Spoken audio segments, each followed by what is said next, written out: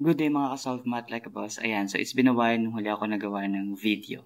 And this time, ano lang siya, para sa mga magnanat bukas or kung kailanman na mga grade 10. Ayan, so itong content ay kinuha ko sa depedclub.net kung ano yung nakikita nyo dyan.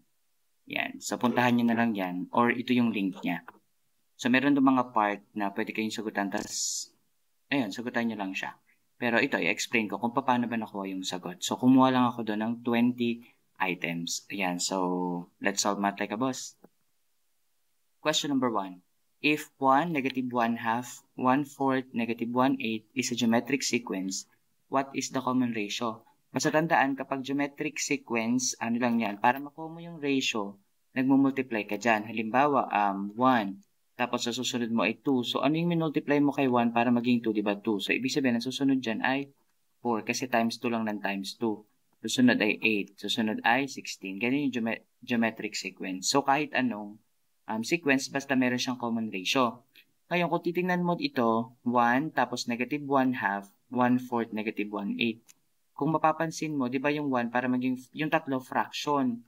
Ito, whole number. So, para maging fraction siya, so, magiging 1/1, negative 1/2, 1/4, tapos negative 1/8. Ano napansin mo dun sa ilalim? Yung ilalim ay may common ratio. Nagmumultiply lang tayo ng 2. So, times 2 lang siya ng times 2. So, pwede natin kunin na ang common ratio is times 2 or 2. Eh, since may positive, negative, alternate yung sign. So, ibig sabihin, ang ating common ratio is negative. Negative 2 ba? No. No. Meron kasi tayong numerator na 1. So, ibig sabihin, ang ating sagot is negative 1/2. So, ganun. I-analyze lang natin yung given sa geometric sequence. Next. What is the 20th term of the arithmetic sequence 21, 18, 15, 12? Two ways yan. Kung gusto mong mapatagal or like tamang proseso na hindi mo kabisado yung formula, pwede ka dyan, pwede mo siyang sundan ng sundan. May pattern naman ng arithmetic sequence eh. Katulad yan, 21, 18, 15, 12. Kung mapapansin mo, nagbabawas siya na nagbabawas ng 3. So, ibig sabihin 9, and then tuloy-tuloy ka hanggang sa makapunta ka sa 20th term or yung pang 20. Kung gusto mo naman ng formula, ganito yung gagawin mo. Una mong gagawin is kunin mo yung common difference. Ano ba yung common difference? Yun yung pag sinubtract mo yung second doon sa first, yung sagot nun, yun yung common difference. Kasi pare-pares lang naman yan. So, pag minus natin 18 minus 21, ang sagot natin is negative 3. Bakit naging negative? Kasi po, tandaan, kapag ang sequence decreasing or pababa, ang common difference niyan is negative. Yun na lang yung tandaan mo. Kasi 18 minus 21, mas malaki yung 21 and negative yung 21. Yan. After mo makuha yung common difference, punta ka na ngayon dito sa hinahanap, which is 20th. Ang first step mo is mag-subtract ka ng 1. Matik na yan. Matik na yung 1. So, magiging 19. Yung makukuha mong 19, imumultiply mo dun sa common difference na nakuha mo kanina, which is yung negative 3. So, ang sagot dyan is negative 57. After mong i-multiply, ang next step mo is i-add mo yung first term na nilagay. So, negative 57 plus 21, since magkaiba ng sign, subtract negative 36. Bakit negative? Kasi mas malaki yung negative 57, copy the sign of the larger number. So, negative 36, yung pang 20th term. Laging ganun ha, minus 1. Common difference, minus 1, multiply yung sagot, tapos ipa-plus mo dun sa first term. Yun na yung hinahanap na term. Okay. Number 3. A display of cans on a grocery shelf consists of 20 cans on the bottom, 80 cans in the next row. So, i-illustrate lang natin. Lagyan natin ng given 20, 18 daw cans on the next row, and so on in an arithmetic sequence until the top row has 4 cans. So, kung mapapansin nyo yung pattern, di ba, 20 naging 18. So, ilan yung susunod na dyan? 16. Susunod na dyan is 14, 12, 10, 8, 6, at tapos 4. Yun nga, yung top row. Sabi kasi dyan, how many cans in total are in the display? So, kaya ko siya sinulat yung 20 hanggang 4 kasi ang kailangan mong kunin is yung sum nitong lahat ng to. So, pwede kang mag-directang sum ng halimbawa 4 plus 6, 10, 8 plus isa-isa ka mag-plus. Pero pwede rin naman ganito. Wait lang, bilangin natin. 1, 2, 3, 4, 5, 6, 7, 8, 9. Ang gawin mo, kunin mo yung dulo, 4 plus 20, di ba 24?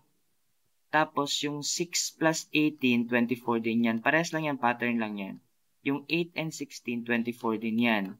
Tapos yung 10 and 24, 10 and 14, 24. Para siyang 24 times 4 lang. Diba? So, 16, magiging 96. Tapos, i-plus mo lang yun na dun sa gitna na 12. So, plus 12, the answer is 108. So, yung sum ng lahat ng cans ay 108. So, ganun yung kukuha, ano siya, arithmetic series. Kinukuha yung sum. Number 4. The following are examples of Fibonacci sequence except sa Fibonacci sequence, ang sequence na to po ay yung parang sum ng dalawang terms, yung first two terms, pag in-add mo, makukuha mo yung next term. Halimbawa, ang first term ko ay 1, ang susunod ko ay 5. Halimbawa lang. Para makuha mo yung susunod na term, i-add mo to. 1 plus 5, the answer is 6. So, yun yung third term. So, titingnan daw natin dito yung hindi example ng Fibonacci. So, ganito lang, add mo lang, 0 plus 1, correct, 1, 1 plus 1, 2, 1 plus 2, 3. Ibig sabihin, check siya. 2 plus 3, 5. Second, 2 plus 3, the answer is 5. Tama. 3 plus 5, the answer is 8. Tama. Yung susunod. 5 plus 8, the answer is 13. So, check to. Ito naman. 192 plus 16, that's 208. Check yan. 208 plus 100 plus 16 ay 224. Check. So, ito na lang yung natitira. So, the answer is letter or yung pang-apat. Bakit? Kasi 1 plus 4, dito pa lang, 1 plus 4, the answer is 5. Mali na yung 7. Okay? So, hindi siya Fibonacci. Ganun yung Fibonacci. Tandaan. Number 5. Which among the following is not a geometric sequence? Gaya ng sabi ko kanina, ang geometric sequence ay dapat may common ratio or meron kang tina-times para makuha mo yung next term. So, tignan natin si letter A or yung pang-una. Yung 10, para makuha mo siya, anong ginawa mo kay 5? Di ba nag-times 2 ka? Para maging 10. So, pag tinimes mo yung 10 sa 2, dapat 20, which is check naman. 20 times 2, 40. So, ibig sabihin, okay ang A. Next, negative 11 times 2, that's negative 22. Tama. Ay, positive 22. 22 times negative 2, the answer is negative 44. And negative 44 times negative 2, the answer is 88. So, check siya. Ito naman. 2 times, anong multiply mo kay 2 para maging 6? Diba 3? 2 times 3, the answer is 6. So, dapat pag minultiply mo ang 6 sa 3, 18. 6 times 3, 18, check. 18 times 3, that's 54. So, check. Ito namang pang-apat ang sagot. Ganun lang, gamitin mo lang yung choices. Kasi ito, 3 times 8, wala kang number na pwedeng i-multiply kay 3 para maging 8. So, D ang sagot. Number 6. What is the degree of the polynomial 2x minus 3x squared minus 2x cubed plus 3? Tandaan, ang degree ng polynomial ay nakukuha sa exponent. Exponent ng ano? Exponent ng leading term. Kung pinakamataas, highest exponent. Alin ba yung highest exponent dito? Di ba 1, ito 2, ito 3, tas ito 0. So, ibig sabihin, 3 ang highest exponent. Ito yung sagot. Yung pangalawa. Okay? Number 7. Find the sum of the geometric sequence. O, i-add mo lang yan. So, add mo lang siya. Kasi binigay naman yung sequence eh. This is 9. Tapos 9 plus 12, 21. 21 plus 24, 45. 45 plus 48, that's 93. And 93 times plus 96, that's 189. So, yung pang-una ang sagot. Ganun lang yung sum. Number 8. Find the 27th term of the arithmetic sequence. O, gaya ng sinabi ko kanina, ang first step mo is to get the common difference o yung CD. Para makuha mo yon, magsusubtract ka, di ba? So, pag nakikita ka ng negative at nahihirapan ka, punta ka dun sa positive. Basta magkasunod, magsubtract ka lang. 8 minus 5, the answer is 3. Positive ang CD kasi increasing yung sequence papataas. After nun, isusubtract mo yung 27 sa 1. So, sagot is 26. And then, imumultiply mo by CD, which is yung 3 na nakuha natin. So, 18 carry 1, that's 78. 78 yung initial mo. Anong gagawin natin? ipa-plus mo siya dun sa kauna-unahang term. So, 78 plus negative 4, since magkaiba ng sign, subtract. So, the answer is 74. So, ang pang 27 mo ay 74. Next. Number 9. QAR, RAS, SAT, TAU. Ano yan? Pattern. So, anong gagawin mo para makuha mo yung next na pattern? Kung papasinin mo, yung A is common, yung nasa gitna. So, ibig sabihin, wala kang problema sa A. Kasi yung mga choices, puro A din yan. Pansinin mo yung dalawang letter na nasa pagitan, QR. Magkasunod, di ba? Tapos yung RS, magkasunod din. ST. Tapos TU. So, ibig sabihin, ang first mo dito, U. Yan. Tapos, ang susunod mo sa V. So, ibig sabihin, itong una yung sagot. Ganon. Okay? Next, number 10. How should the polynomial function be written in standard form? Kapag nagsusulat ka ng polynomial in standard form, always na ang nauna is the leading term or yung pinakamataas, mayroong pinakamataas na exponent. Tingnan muna natin dito. This is 11x, 6x squared, x cubed. So dito, yung x cubed ang may pinakamataas, so siya dapat ang mauuna. Alin dito sa choices ang may ang x cubed, yung pangalawa. So hindi mo na kailangan tingnan yung iba kasi x cubed yun na agad. Number 11. What is the leading coefficient of the polynomial? Yan. Yung leading coefficient, nanggagaling siya sa leading term. Yung leading term, baka makalimutan, ang leading term, siya yung may pinakamataas na exponent. Sino ba dito? Diba yung x raised to 5? So, ibig sabihin, ang leading term natin is si 3x raised to 5. Dito nakukuha lahat sa leading term.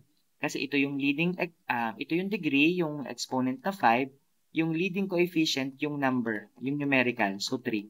So, the answer here is 3. Leading coefficient, ha? Number 12.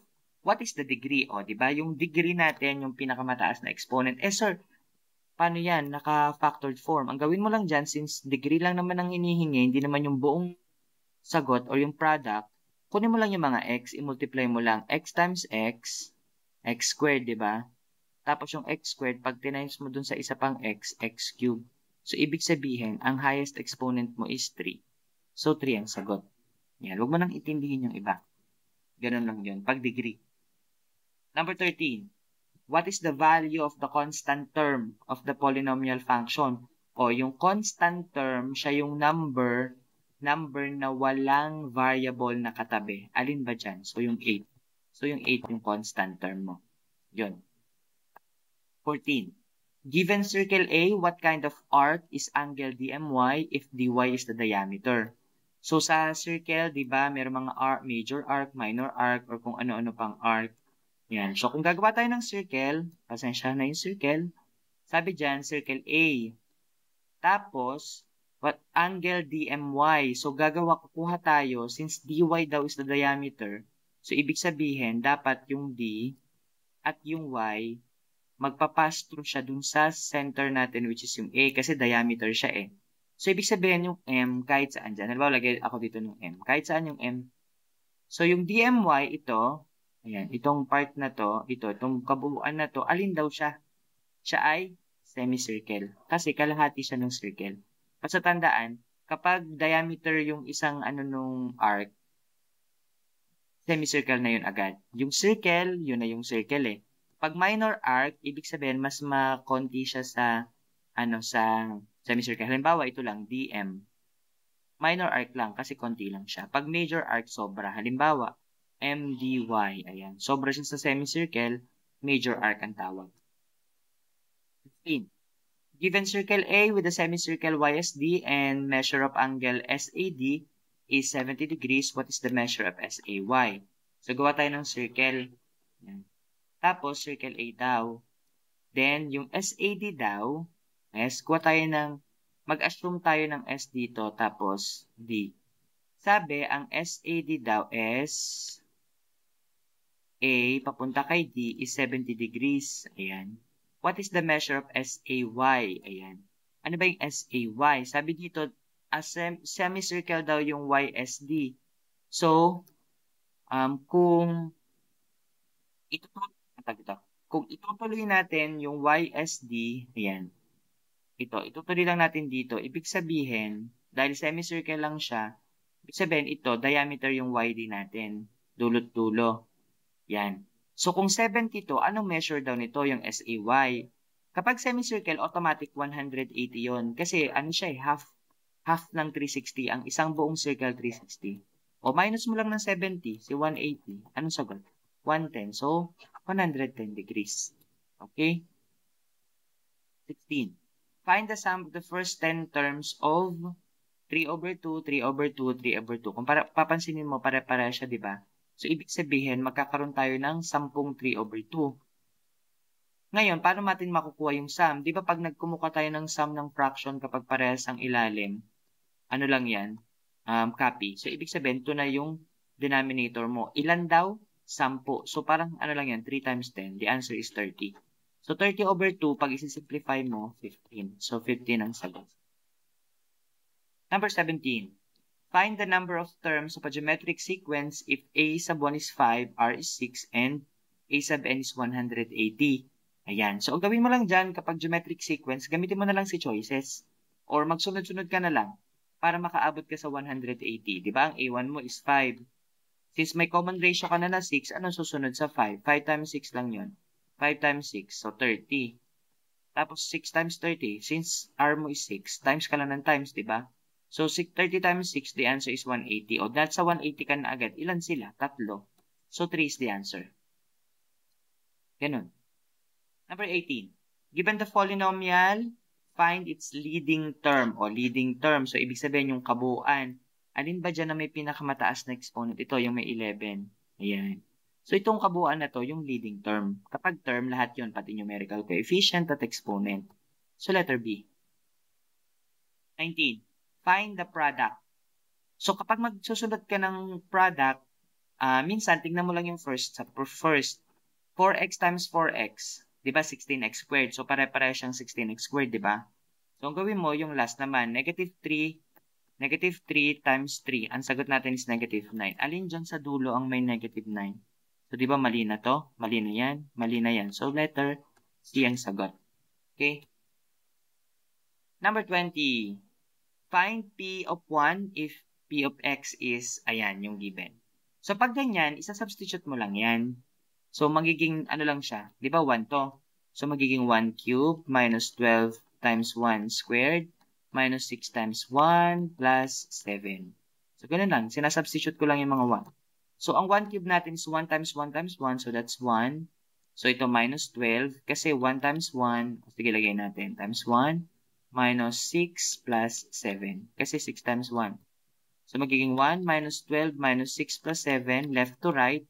1 minus 12, so that's negative 11, minus 6 plus 7.